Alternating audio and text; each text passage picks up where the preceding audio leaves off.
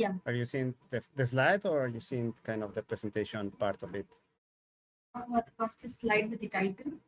All right, cool. Yeah, thank you. Thank you so much. So, hi everybody. Thank you for attending my presentation. I know it's nighttime there, so I really appreciate you having you here. Thank you, Hemalata, for the inviting me. I'm excited to giving this talk and to have this. I want to make this more a conversation. So, if at some point you have questions, just shoot a question in the unmute yourself, and we can talk. I'm Francisco Yandun, a senior project scientist. I work at Carnegie Mellon University in the Cantor Lab, and our lab works building robots for agriculture. So basically, we build systems that aim to solve problems, real problems in agriculture and forestry, like harvesting, pruning, or invasive species management. Today, I'm going to talk about drones, its main part, and some applications that we carry out in our research.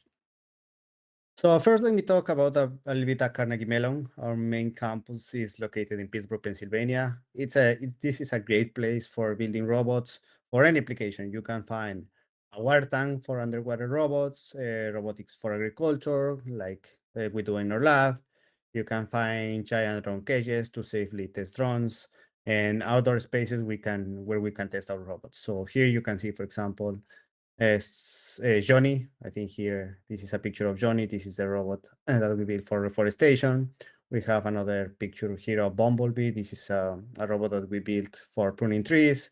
And here is the water tank that we have for that where other faculty tests underwater robotics and the water cage and the drone cage. So it's a really nice place. I really like to be here, and it's a place where collaboration and ideas get unleashed. So today's agenda, we're gonna talk. The agenda will cover the motivation, why we want to fly and build drones, some historical background for sake of information. Then we will dive into the description of the main components of a drone, and then we will finish with the description of two case studies in our lab, how we use the drones, what are the results, and what are also the steps looking forward. So first, this is an idea I want to give an idea of how things evolve and how I see UAVs part of an integrated solution for crop management and also forestry management. The use of satellite has been there for some time. We have used satellite images for building yield maps, prescription maps, draw maps, or wildfire maps. So these kind of tools or approaches have been there for a while. They are very useful since you can cover large areas with few pictures, but depending on satellite, the spatial resolution can be really low. Also, you cannot have all the information in a timely manner. Drones, on the other hand, help us to take a closer view of the crops, increasing the spatial and temporal resolution. Basically, if you own a drone, you can map the field anytime you want, and you can fly in at different heights for having different resolutions. So if you need even more resolution, now you can deploy ground robots that can drive up and down on a farm and collecting images like really close to the canopy. And here this is an example of Bumblebee driving autonomously in a vineyard, taking pictures of the vines for autonomous pruning. So this kind of the layers of resolution that we have from satellite to drones to ground robots. And when I was preparing for this talk, I said, okay, I'm gonna ask ChatGPT or an LLM, what's the future of agriculture? So I type, what's the future of agriculture? And this is what the picture that it generated. As you can see, drones are there. So ChatGPT thinks drones are the future.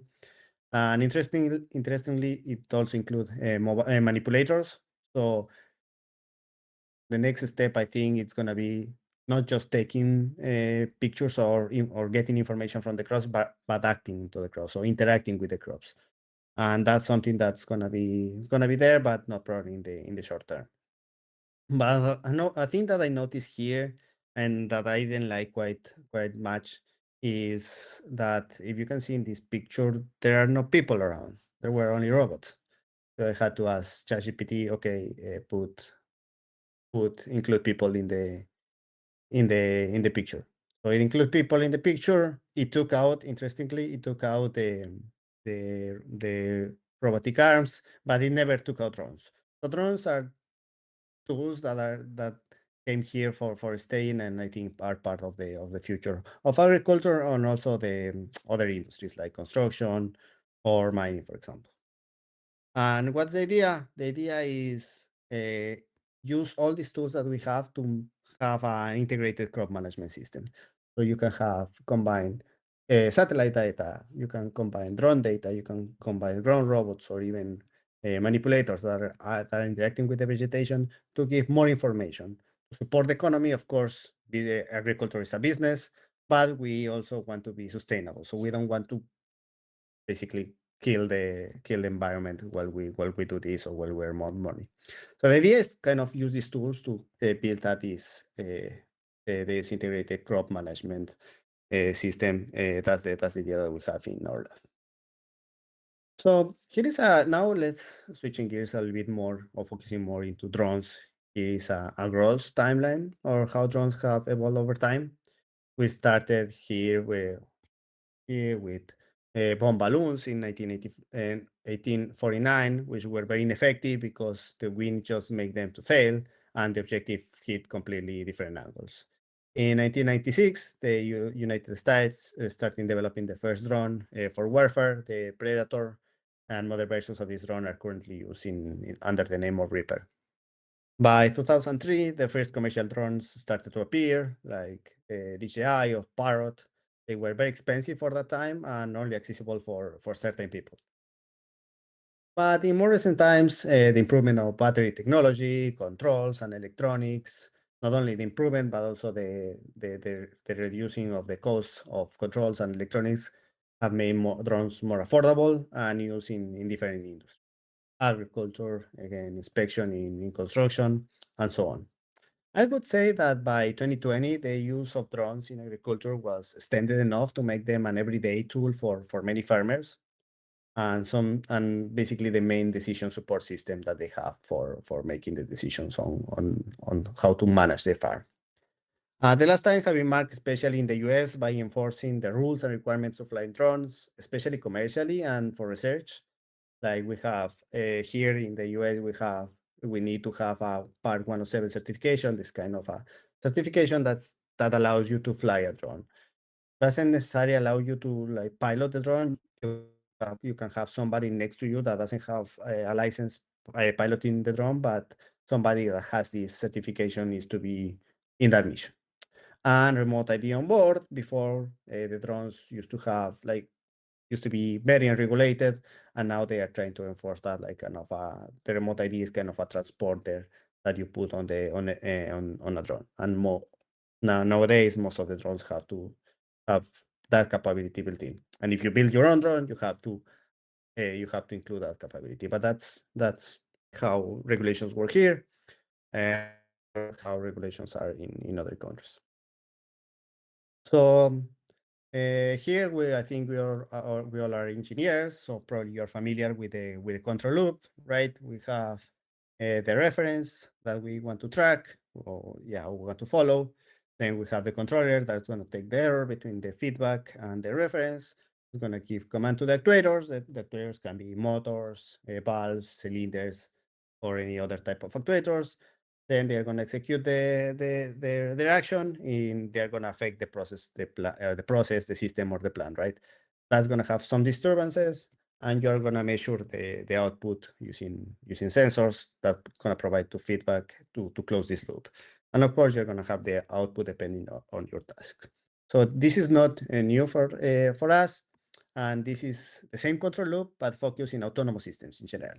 So it could be an autonomous UAV, a ground vehicle, or any other robot interacting with the environment. For example, here we have the plant or the system that's going to be the mobile robot. And you can have different types of models for your robot, kinematic modeling, dynamic modeling model of your robot, or different configurations. Then your robot is going to interact with the environment. So and there are different representations of your environment. You can have topological maps, occupancy grids, landmarks, or point clouds. And from that environment, you are going to, of course, want to use sensors to know what to give information to your robot of what's happening in the environment. Then you can have 2D, 3D LiDARs, ultrasound, inertial measurement units, in short IMUs, GPS, sensor fusion, and odometry. And that's going to be your feedback, right, for this control loop. And then you're going to, of course, kind of be the give that feedback to the planning system. That could be like any of the known planning strategies like Dijkstra, A star, Monte Carlo, potential fields, etc. Or you can give that information or that feedback to the user, right? The user can be doing teleoperation or can have a human machine interface that's gonna give or provide the control or the reference for the controller to do the specific job that or the specific task that you give it to it. For example, following a path or following a trajectory if time is important, or having multi-robot systems where you configure or you configure also the communications among all the systems. So this is kind of the big picture of an autonomous robot in general. And this is the same control loop, but a lot simplified and tailored for the operation of a drone. So basically, the user here gives the command through the transmitter or a mission using the ground control station software. If using a predefined mission, the ground control software will give you the path planning and gives the drone the GPS waypoints to follow. And the flight control is the module that stabilizes the drone, takes those waypoints, give the commands to the motors, and gonna follow them. And of course, the vehicle is gonna move. Here I have a picture of our drone. By the way, it's gonna move, and depending on your onboard sensors, you can either do mapping, obstacle avoidance, or path planning inside the robot or inside the UAV. The result is gonna be mission dependent. For example, here I can put I put an example of a yield map, or you can be the detection of specific objects of interest. For example, we have one project that I'm gonna talk later. We have the identification or the mapping of invasive tree species. So this can be generally the result, this kind of mapping or this kind of maps that can be actionable. So before diving into the basic components that you need to build a drone, I want to highlight that a drone is not necessarily an air vehicle. The term drone can be used for any of these vehicles. It can be aerial, terrestrial, or underwater. So we have multicopters. You have precision hovering and vertical takeoff.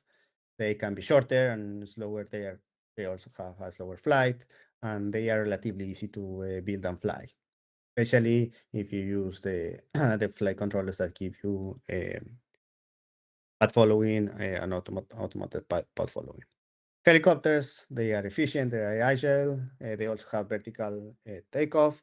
They are more hard to fly and a little bit more complex to build. You have fixed wings drones that are kind of planes. They are long and are a lot faster. They can cover more area, and you don't have hovering or like vertical takeoff. So the landings are harder. And then we have the VTOL. The VTOL means vertical takeoff and landing, kind of an hybrid between a plane and multicopter. It transitions to an airplane when it's on flight, and it can transition to a multicopter when it's taking off and landing. An airship, a balloon, can also be considered a drone. You can fly a higher altitude with those. You have more duration, but here you are more depending on the direction of the wind, and the speed is also limited. And rovers, ground vehicles, can be considered drones. They are simple to control. They can have heavy payloads because you are not worried about the thing crashing into the ground, right? And it can have low power consumption when depending on the application. Boats or underwater robots, both can be considered drones. So yeah. And from now on, in this presentation, I will refer for a drone as an UAS. It's like an unmanned aerial system.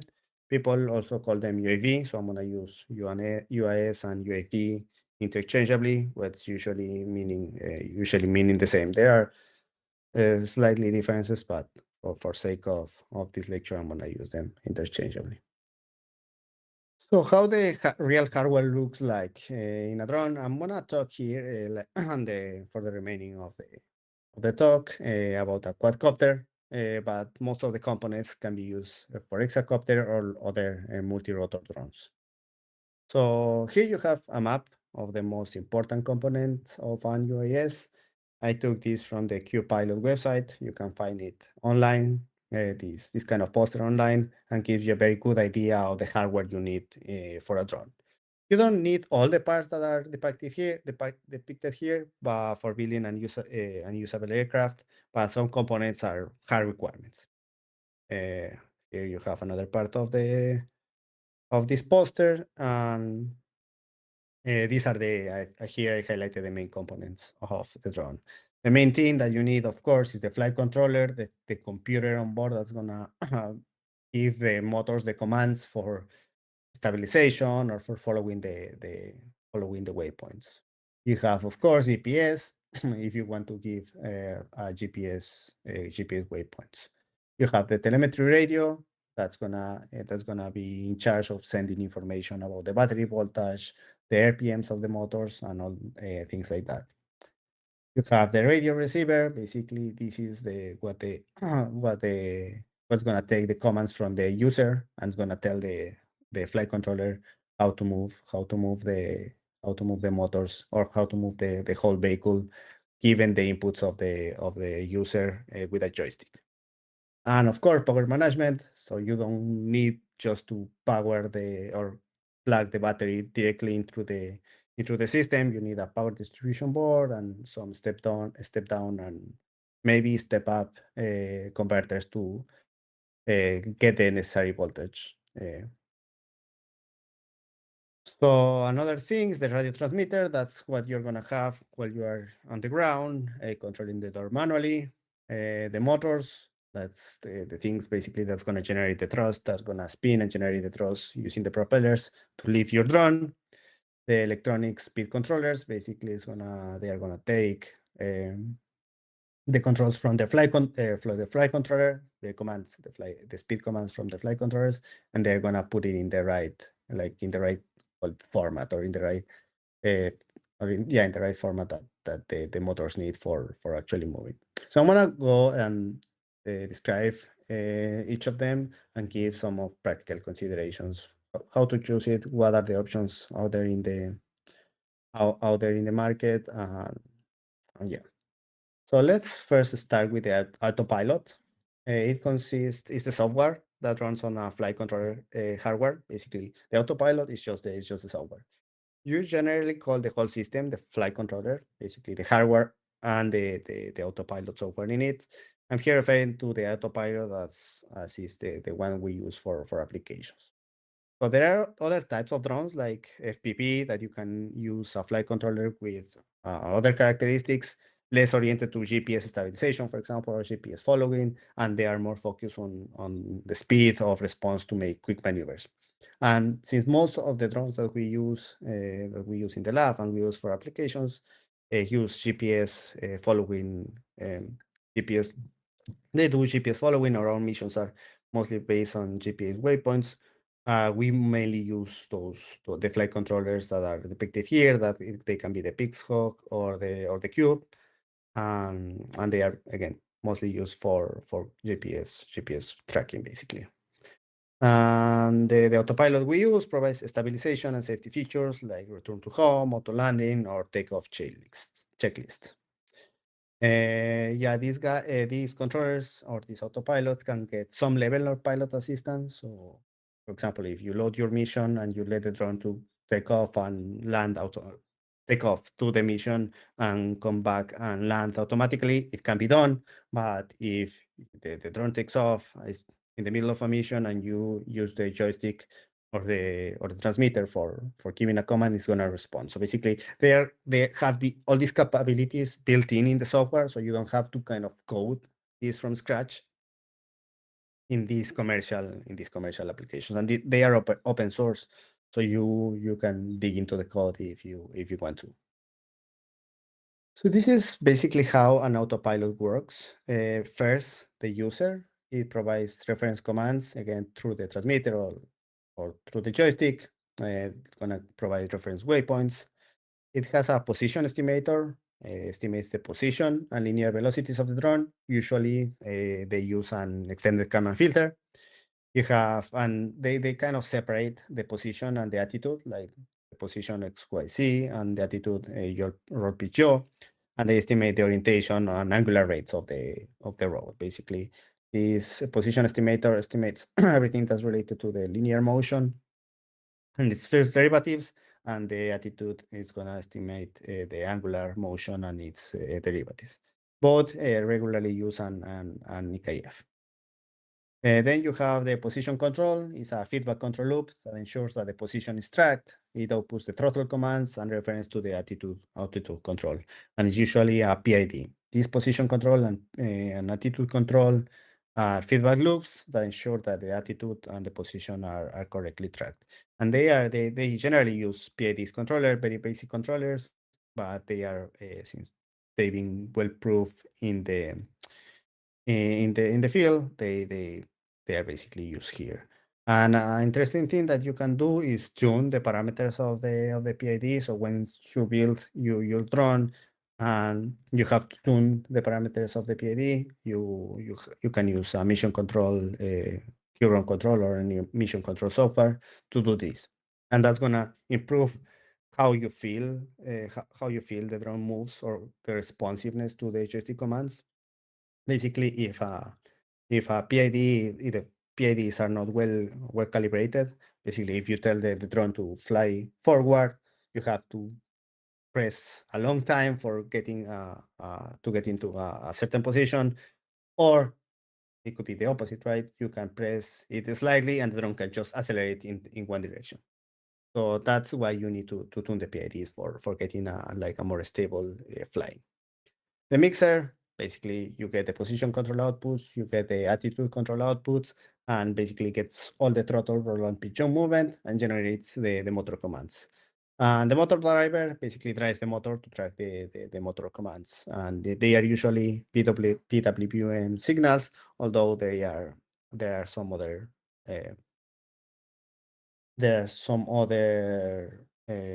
formats where you can send the commands, but usually you use PWM. For autopilot, you have usually two main providers for the software. You have PX4 and you have ArduPilot. ArduPilot is called Ardu because it has the Ardu part of it, because at the beginning it was based on Arduino, but now they evolved so hard that it only the Ardu part in there is just for the legacy part of the autopilot. So they have kind of two different mindsets. So if you want to use an PX4 autopilot software, that's kind of more oriented to autonomous control. If you want to include or you want to develop your own controlling pipeline, like implement your own PIDs, implement I don't know, a model predictive controller. That's more into PX4. An autopilot is more oriented to the industry, basically. You don't care about the low-level controller. You just want to tell the UAV, go and execute this mission, follow these waypoints and take off and land safely, and that's it. So basically these two stacks provides different mindsets. For example, here I have a table. For example, in the code base style, PX4 is more modular, and Autopilot is large and has a lot of features that you can tune, but it's more monolithic. Pros to friendliness, basically, so you can develop your own things like obstacle avoidance, map generation, etc. PX4 is excellent for doing that. It allows you integration with that. And Autopilot is improving, but it's not focusing to that. There are tricks that you can use for using an autopilot with ROS, but if you want to really do it in research or for your drone, you need to use PX4. Custom autonomy, again, PX4, if you want to implement your own autonomy stack, is very easy. In Autopilot, you have to find workarounds and tricks. Built-in features, PX4 has basic functionality, basically just tracking of the commands that you get through the joystick. and nothing else. Basically, you have to build your own ecosystem. In Autopilot, there are a lot of features like automatic takeoff, like this kind of mission planning, how you want to get the mission, waypoint following, safety features, and things like that. And tuning flexibility, same thing as before. PX4 is more structured, and Autopilot is extremely deep. So since Autopilot has all these other high level features, you have a lot of parameters to tune basically. And PX4 is more structured because basically you have to build your own ecosystem for doing more advanced tasks. The motors, most of the drones that we use are brushless motors. They are more efficient. Basically, you can take more power given the voltage input or the input power, or thrust based on the input power. The motors are controlled by the flight controller, but they are driven by the ESC. Here, this is a picture of a motor that most of the drones are brushless motor that most of the drones use, and this is ESC. You can see different types of ESCs. This is the one that you can use, for example, for hexacopter. There are other ESCs that are one monolithic chip, and you can only see the pins for soldering the cables to the motors and from the flight controller. Again, the flight controller normally sends PWM signal to control the speed of the motors. And an interesting thing about these motors is they are not DC. They are called brushless DC, but they are not driven by DC. Basically, what the ESC does is take the PWM from the flight controller, take the DC voltage from the battery, and it generates, it's kind of an inverter. It generates an AC signal like three-phase, a UAV and W, that's gonna drive these guys. The ESC is calibrated for the response, and alternatives to PWM, you have other protocols like not sending the PWMs, but you can send one shot, D shot, or CAN. Basically, these ones are meant for more robust and being more robust in noise, in presence when you have the presence of noise, or when you have unreliable communication systems. So the calibration, what a calibration does to the ESCs is basically it has a fixed minimum and maximum duty cycle of the PWMs, and if your PWMs for some reason are not giving the duty cycle that's expected, you can recalibrate them, and that can be done with the flight controller and the ground control system as well, software as well. So for specing the motors, you have, of course, the motor size, the stator size. Usually you spec the stator size. Larger size, of course, going to be more thrust. You are going to be able to lift heavier payloads. You're going to be able to build bigger drones, but the weight and the power consumption also increase. The KV rating, basically a high KV a motor is going to give you faster and more responsive, but it has lower torque and it's going to give you a power consumption. It's going to have a higher power consumption. So basically, these ones, the high KV motors are used for racing drones. And the low KV motors, they are slower. They provide you higher torque, and they are suitable for heavy loads and long flying time. So basically, a relatively low KV motor is the thing that you want to use.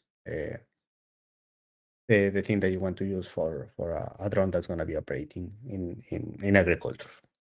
The KV value represents basically the theoretical rotational speed of the motor per volt applied under no load conditions. That's the kind of the definition, the formal definition of KV. Thrust is indication of the power of the motor. Generally, the total thrust of a quadcopter should be at least twice of the total weight of the aircraft. That's kind of a design. So basically, you have to design the total thrust of your aircraft to have at least twice of the weight that you expect to put onto it. In that way, you're going to ensure a safe and stable flight. You don't want to have a hard time lifting off and probably dropping or having a failure case in the middle of the flight. Maximum current and power, the maximum current that the and power that the motor is gonna draw at full throttle. The voltage range, basically the operating voltage, that's more related to the battery. If they are 3S, 4S, or 6S, they're usually a range. It's not the motors are not spec for one specific voltage, but they usually give you a range. And the efficiency, basically higher efficiency, more thrust you're gonna produce for the same amount of power. Of course, a more efficient motor is gonna be more expensive. So there's kind of the trade-off in that. And here I put a link to a table that gives you a hint how to choose a motor based on the propellers, and the batteries, and the battery that you are gonna use, and the frame size. So I'm gonna give you a PDF of these presentations, and then you can check the table by in your own. Basically, you can find it in the internet. The telemetry radios, they basically provide a wireless connection between the ground and the UAV. Basically, you connect one telemetry radio to the flight controller that's gonna be on the air, and you control one other telemetry radio to a station computer in the ground, and that's gonna give you a feedback of what are the measurement of the battery levels, or what's the height that the fly is drawing, or the drone is flying, or what is the speed that it's flying, and things like that. Basically, all the telemetry, you're gonna get it from these guys. And another thing that you can do with telemetry radios is change mission parameters while the drone is in the air. For example, you are seeing that the drone is not doing, or is the mission that you initially planned is not going as you expected, then you can cancel the mission from the ground station and then upload a new mission. And that's basically done through the link that these guys provide. Again, they get real-time measurements of voltage, current, altitude, speed, and etc. They are often available in two different frequencies. Here in the US, we use 915 megahertz, and in other parts of the world, the frequency is 433 megahertz. The batteries, most UAVs are powered from LiPo batteries. They are connected using a power module. Again, you don't plug your battery directly into the flight controller. You also use voltage and current sensors, so the flight controller can estimate the remaining power of the battery. Basically, you connect the battery to these sensors. That the current sensors are basically Hall effect sensors, and the voltage just like a voltage divider circuit, and they are gonna give an idea of what's the power that the remaining power that the battery has. And that's very useful, because when you're flying, of course, you want to know how much time you have left, right? So if you have a battery of 22 volts, then probably you want to land when the voltage has dropped under a certain level. So there is a parameter in the flight controller that scales the raw measurements from the voltage and current sensors to real voltage levels. Basically, these voltage and current sensors give you a scale version of the real measurement, and you have to configure that in the flight controller. And some of the specs that you are going to have in batteries is the voltage. Basically, that's given by the numbers of cells. One cell gives you 3.7 volts. For small drones, that can be fine, but for the things that we do in agriculture and forestry, we usually use 4S and 6S that range from 14.8 volts to 22.2 volts from racing and professional. That's it. That's the applications for these voltages. The capacity determines the runtime, basically higher and this is given by the milliamps per hour. It gives higher milliamps per hour, means longer flight times but of course the batteries are gonna be more beefy.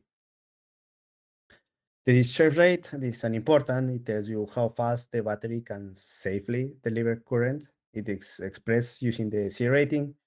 For example, a racing drone makes more aggressive maneuvers. It will require a high C rate, allowing to safely draw more current during accelerations and decelerations.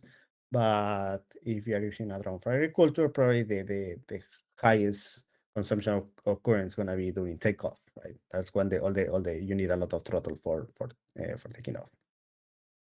And storage, it's important. This is an important one because sometimes you don't need to use your drone or your batteries for a long time. So there is a way, or there is a configuration in most of the chargers of these batteries that you can say, okay, I want to store them and I'm not gonna use the batteries for a while. So basically, it's a storage voltage that's around 3.85 volts per cell when not to use. Because if you, let's say you use your batteries and you completely forgot about it for, I don't know, 6 months. After 6 months, the battery is gonna be dead. Uh, there are tricks that you can do to recover it, but lipo batteries are dangerous. So there are those considerations as well. So to avoid all those things, if you know you are not gonna use your batteries for a while, put it in storage mode or charge it to storage. Basically, what the charger is gonna do is gonna charge around 3.85 volts per cell. The manual controller, or the what I call the joystick, is called like the correct name is called the transmitter, because it transmits the commands from you to the flight controller. And you can use a radio control or a joystick, like a regular joystick, to pilot the drone. More professional, of course, is going to be a radio controller or a transmitter, but you can also use a joystick.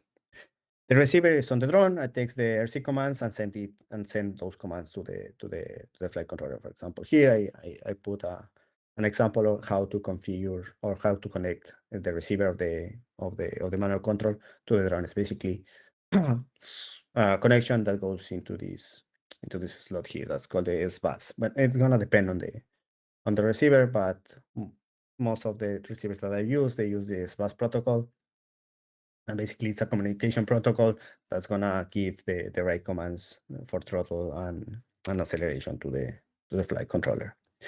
And especially after you build the drone, you need to calibrate for each drone, or if you change the joystick of the RC, you need to calibrate it. And this can be very easily done in the ground control station software. In this case, I put here a picture of Mission Planner, but you can use any other ground control stations software. Ground control stations, again, this is the software that are ground-based systems. Basically, they allow the UAV operators to monitor and control the drone and payloads from the ground. Basically, you're going to have a computer that's going to have your telemetry radio connected to it, and you're going to be able to see where the drone is in real time, and also configure all the parameters for the flight controller. Autonomous flight plans can be uploaded to the UAV using the telemetry radio again, and different flight parameters configured to certain paths of followings. And they allow you to configure your flight controller. They allow also to flash the firmware in your flight controller. Yeah, so basically this is you these are your tools for configuring or for changing parameters of your flight controller. It could be while it's on the land, and remember always that every time that you change critical parameters, take all the propellers and then change critical parameters using so because things can go wrong, and if the drone has the parameter like on the ground, it can start spinning and accidents can happen. That is not the case if you want to upload another. The drone is on the air and you want to upload a generation or follow another path. And yeah, and that's all I have with respect to the parts of a drone.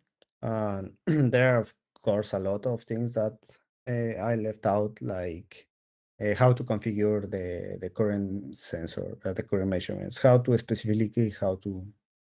calibrate the ESCs or how to calibrate the receiver. But I also wanted to give a little bit of examples on how we use custom built drones, or like, especially the first one is going to be a DJI, but we built a sensor payload and it controlled the drone and it was able to fly and provide navigation support. So that's the next part of it. And again, if somebody is building a drone and has questions, feel free to shoot me an email or ask a question. So I have the first Hello, case of sir. study. Sorry. Hello, sir. I am Sarnathan, Yep. and I have a question. Yep. Sir, we have used and are familiar with the components that you've spoken about, especially with respect to the calibration of autopilot components and such. However, we are currently in the process of building a drone that is GPS denied to map through Mhm. environments that may or may not be indoors or outdoors. So, one common concern that I hear about this space is the robustness of the system that is GPS denied. How do we approach this, sir? I would say, and what's the autopilot software that you plan to use? Currently, we do plan to use Autopilot for this. However, from your talk, I do take that the PX4 Autopilot would be a better option for this, considering that Yeah. ROS 2 is to be tagged along with this as well. Yeah. I would say use PX4 and basically build your own autonomy stack. Don't go through don't use autopilot, because again, this is mostly focused on GPS following.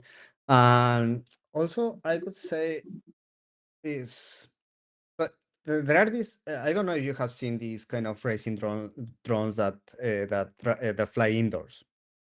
And they, of course, those are gonna be GPS denied. And what they do is they have FPV cameras, and they use those cameras for basically doing all the control. And the approach that they do is they don't have anything on board other than the camera and a transmitter, and you can receive the camera in real time in your computer, and your computer is gonna be like in the ground. Basically, your computer is gonna be in the ground, and that computer is gonna make the all the calculations of what are the commands gonna have the controller, send the commands back to the receiver using a telemetry radio or any other radio, and execute basically in the flight controller. What I'm saying is, what you can do is do all the controlling and all the processing into a ground based computer, and use just a radio for sending the low level commands to the drone. That's one thing that I could think. Depending, of course, it's gonna depend on your application, and it's gonna depend on what you want to do and what you want to put into the drone frame. So if you have space in your drone frame for a flight controller that supports PS4, then maybe flashing ROS2 and doing everything on board is gonna be a little bit more easier. Of course, you're gonna need sensors for that, and that's gonna be increasing the weight, right? So you have to do this kind of trade-off.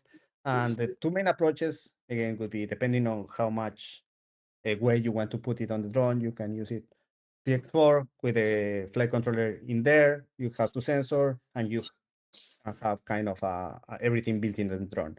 Another option, depending, of course, if you want to have a lightweight drone, a smaller drone, you can have just a very good radio link between your drone and like a ground computer, and do all the controls in your ground computer and just send back and forth control commands. Yeah, I think that's my advice. You have Yes, sir. those two options, and without more detail, I think those could be good Yes, sir. ones. We do currently intend to follow the second option, which is to perform onboard processing, Mm-hmm. where the drone's constraints would be about 2 kgs of weight, and Mm-hmm. we do intend to use a Intel real sensor as well as an optical sensor, along Mm-hmm. with an AI hat combined Raspberry Pi, in order to perform simultaneous localization and mapping in order to map the given area as well as move around the area. Uh, and that is what our current goal is with respect I to see. the Yeah, project I that would we're say working on. that I would say if you are doing Slam in a pie, Hmm. GPS denied environment, make sure that your slime pipeline is robust. I could start with a 2D, maybe slime pipeline. Maybe it doesn't make sense because you have a drone. Because like slime pipelines can drift a lot, and if you are using that as a map for navigation, it can be tricky. So and running on a pie. So basically, make sure that your slime perception is evaluate very good your slime system, especially it's running on a pie that which has a limited computing Right, capability. right. And that's why, for example, when people do this kind of heavy computing thing, like if you want to build a 3D point cloud, a very rich 3D point cloud, a representation of the environment, then it's better to send all that information to a ground computer and process it here. So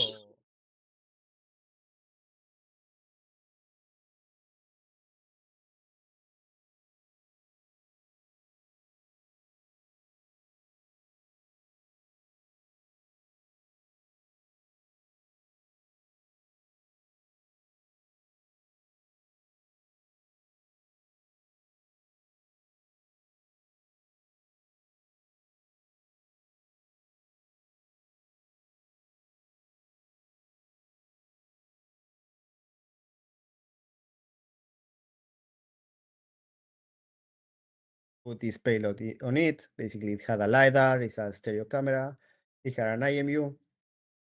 And the idea was to fly this drone and build a map of a forestry area where potential fuel clusters can be present, and give that map to the ground robot that's going to be in charge of removing those four clusters so we can prevent wildfires, basically. And another layer of that map will be traversability. So we will evaluate how the terrain is so the ground robot can actually drive through the path. And this is how our payload look like. It had, again, LiDAR. Here we have a custom stereo camera with a relatively long baseline, so we can have a reliable depth measurement at longer distances. We have a time synchronization board over here. We have a Jetson Xavier. We also had a Mappir camera, that's a spectral camera. And basically, in this case, since the Jetson Xavier was not powerful enough, we had also a nuke, and we had to do networking. For example, this one in here, we were able to put all these sensors because this DJI drone allowed to do that. But still, the flight time was not longer than 20 minutes. So if you want something that's longer than 20 minutes, probably we will consider start removing components of this payload. But for this project, it worked really well. Here, that's the drone with the sensor payload on it. Yeah, basically that's the pilot in there, and it's taking off in a forestry area, and it's gonna collect images with the cameras, do semantic segmentation, build a 3D point cloud with the LiDAR, project the 3D segmentation masks to the LiDAR, and basically it's segmentation of the fire or the vegetation that could potentially ignite wildfires, and give that as a result to the ground robot. And the ground robot, as you can see here, and the drone is flying over here. So they are working together for this task. I'm gonna go, and this is basically how it works. We had this. This is the flight. I think it was a flight mission. It was not piloted manually, but this is how the point cloud was built in real time. And again, we can do that because we have these two computers that allow us to have kind of a distributed computing between the semantic or the image processing pipeline and the processing of the LiDAR streams. In this case, this is the SLAM pipeline that we use was LeoSAM. That's relatively old, but it worked again relatively well. So that's the point cloud that we built, and I'm gonna probably show here, and that's the semantic point cloud. Basically, you can see here on the on the bottom left how the masks, and I think red means potential field clusters. These kind of yellowish were trunks. And the resulting map is here. I have it in the next slide. So basically, the resulting map had two layers. The first layer was this location of field clusters. Basically, everything that's red here is a potential field cluster. So the robot could go there and remove it or inspect it closely to improve the detections. And here we have this kind of grayish layer here is the traversability map, and that's gonna tell basically is gonna give you the ground robot a probability measure of if it is safe to traverse it or not. That's kind of the first case of study, and the second one is maybe mapping invasive species. So the idea is, or the invasive species that we are gonna map is tree of heaven, or we're mapping is tree of heaven. It's a tree that's not native from the US. It's believed to have the most rapid growth of any tree. It releases chemicals on the soil, so they are toxic for other plant species. So basically, they kill their competitors for resources. And if you try to chop it down, basically the tree is going to respond, sending more seeds to the nearby area. So basically, you cannot just chop it down. You have to kill it, putting chemicals at certain times of the year. And also, this is the preferred host of a nasty pest that we have here in the US, and the spotted lanternfly, and it's causing a lot of problems for growers. So the overall idea, and this is the picture of the student that has been working really hard on this on this project, is Sandeep. The overall idea is having kind of two streams. First is the representation with the geometry, basically use the LiDAR to represent the geometry accurately and retrieve the forest parameters like dBH. That's an important parameter for forestry, height, or the density of the canopy. And we have the other stream or the other side, that's the detection. Use a camera to detect where the tree of heaven is present, and we can potentially find other objects of interest like species, different tree species or tree trunks, and etc. So the idea is have these two things: your geometry representation, your detection in camera space, use them, and obtain a georeference heat map of tree of heaven. So this is our solution, like in in a more graphical way. We have our solution consists of hardware and software. We built the drone. This is the drone that actually Hemalantha saw this drone. We still need to tune the PIDs to make it fly more reliably, but it's built.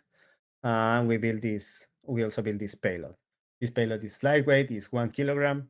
It has a Livebox Mid 360 LiDAR and a GoPro. So the idea was to make a payload that's more lightweight and also cheaper than the other one that you saw in the other project. The other one was more fancy, had these special cameras, they have the spectral cameras, but in this case, the only thing we consider that the minimal thing that you need for doing a map is strapping a LiDAR and a low-cost camera into a drone. It can be into a drone, and the good thing about this payload is you can mount it on anything. Sandeep has been biking all the summer collecting data, and it's really fun. We are thinking of having a boat and also map the riverbanks.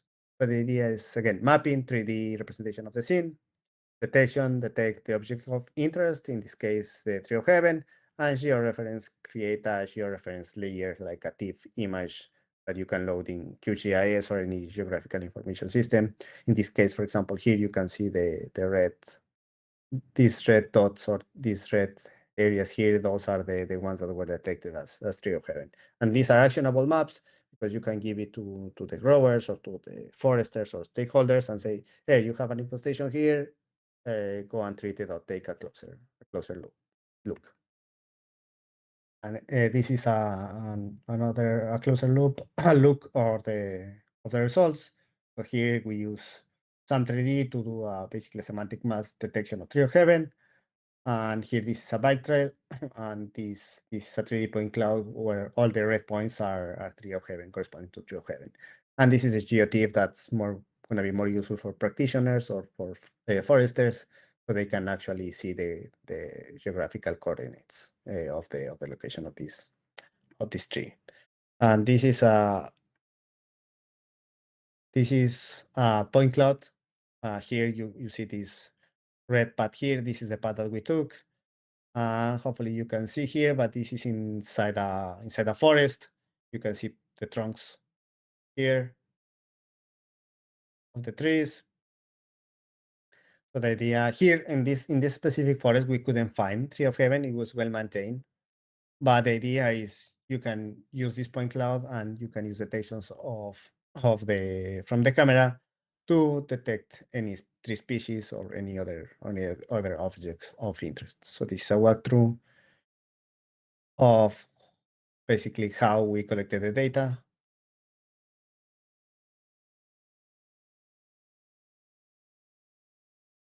And again, this is a representation, a point cloud representation. You can see the trunks there. We were under the canopy here. And I think soon we were out of the forest. And then this is like an open space.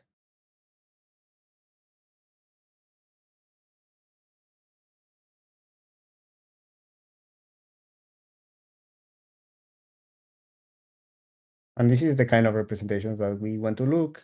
Again, if you use this with the detections of the camera of any object of interest, and you can have this kind of map. For example, looking to the future, we want to use this for inspection, where you can fly a drone, or you can put it on a bike or a ground robot. And for example, here in this in this site, where we are in winter here, so we wanted to detect trees with leaves that can be special, for example, or utility poles. And this is how it looks. Those detections look in the point cloud.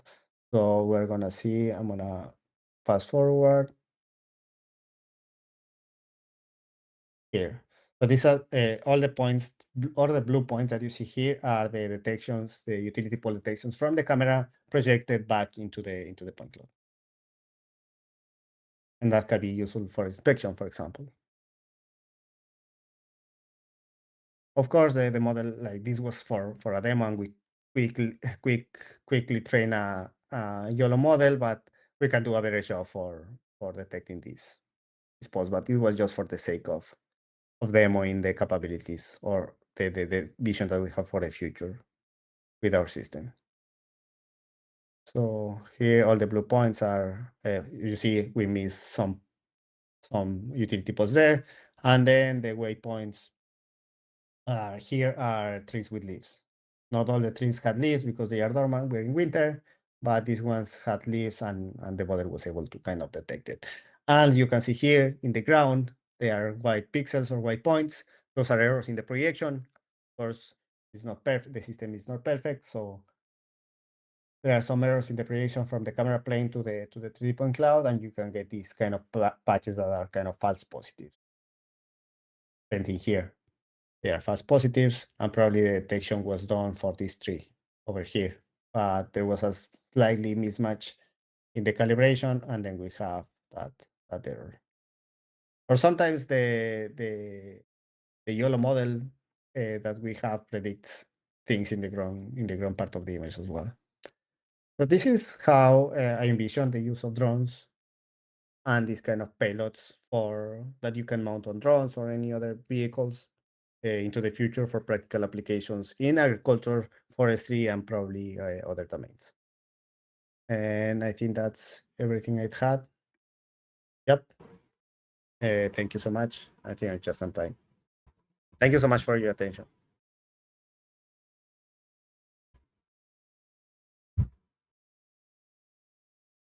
Thank you for your insightful talk. And if you have any queries, you can ask.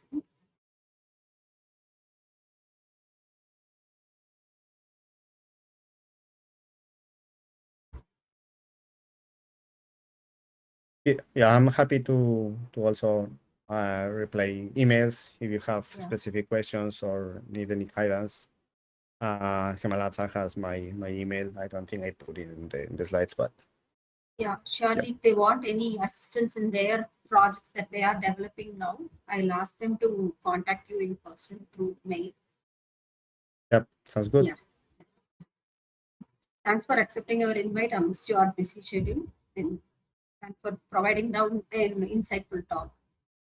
Thank you Thank guys you. also for Thank your you. attention. Have a good night. Thank you.